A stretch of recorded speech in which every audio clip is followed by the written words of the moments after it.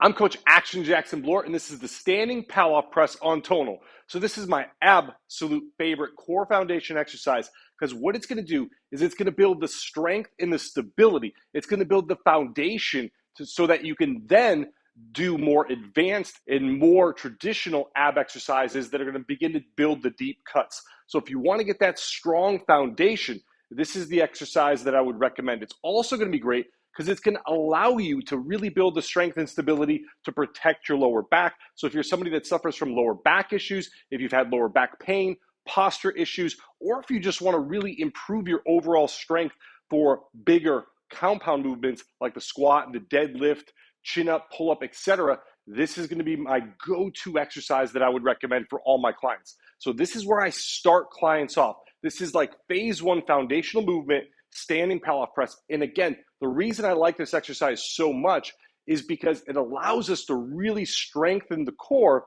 without using spinal flexion or extension. So we don't actually have to round our back. We don't have to flex or extend our spine. We're working the core while standing vertical, standing completely straight up. And that's going to allow us to really strengthen and stabilize everything, building that foundation while doing it in a very safe manner that's not going to put you in a position where you might get injured. If you're doing lots of crunches, for example, or you're doing maybe weighted crunches, etc., those are going to be movements that are going to be a little bit more higher risk. There's going to be more of a risk of injury. With this movement here, there's a lot lower risk of injury because, again, there's no spinal flexion or extension. So this is my absolute favorite core foundational movement. So let's dive in. But before I even grab the handle, what I want you to do is I want you to begin getting into the mindset, building the mind-muscle connection. So maybe you touch your abs, give them a little flex, squeeze, feel what it feels like to just connect with them mentally. Now, this setup, as I grab the handle and I get in a position, I'm going to grab the handle with my hand closest to the tonal.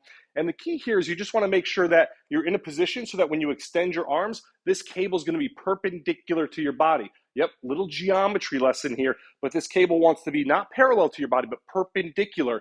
That's going to create the tension on your core so that we're building that strength and stability. As far as hand placement here, I'm going to hold my hands right here in front of my navels. The handle's right in front of my navel. My feet are about shoulder width apart, so nice and wide, maybe even a little wider than shoulder width. My toes are slightly pointed out. Slight bend in the knees, slight bend in the hips. Very athletic position, big linebacker position. This is the spot that I want to be in because it's going to be a nice, strong, stable position. I'm sitting down and sitting back into my hips just a little bit.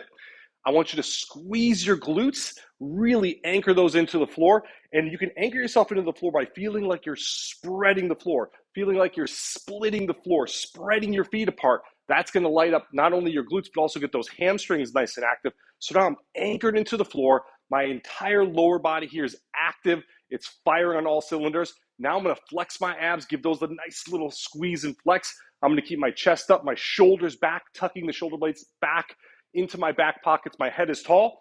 I turn that weight on. I feel the load. I fight against the resistance. I press out. I let my arms get pulled towards tonal, contracting the cable, drive back out, and repeat. Out.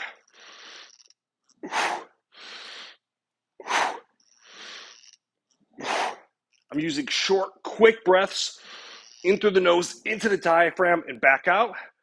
Press out, let those arms drive in, and repeat. One more, and weight is off. So what you'll notice there is I'm moving my arms in, just my arms. I'm not moving my hips, I'm not moving my waist, I'm not moving all my shoulders. I'm just letting those arms move, and that's going to create a little extra tension on the core. Yes, but it's also going to allow tonal to count the rep, which is key. When you traditionally do this exercise in like a gym, you just press out and pull back in. Well, if you just do that, tonal can't count the rep. So in order to get tonal to count the rep and also to add a little extra difficulty, that's why we're moving our arms back and forth. Now, a couple of keys on this exercise. You want to make sure you're, again, nice and wide with your feet. You want to make sure your lower body is active. You're anchored into the floor, slight bend in the knees, slight bend in the hips. Glutes are active, abs are active.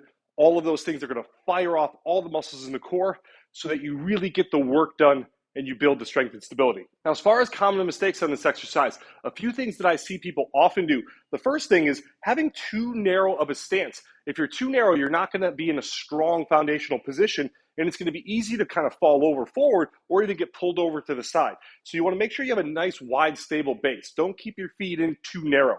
The second thing I often see is locked legs, locked hips, standing completely vertical. If you lock your knees and lock your hips, you're not going to be in an athletic position, and you're not going to be able to stabilize your base. So again, make sure nice and wide, slight bend in the knees, slight bend in the hips.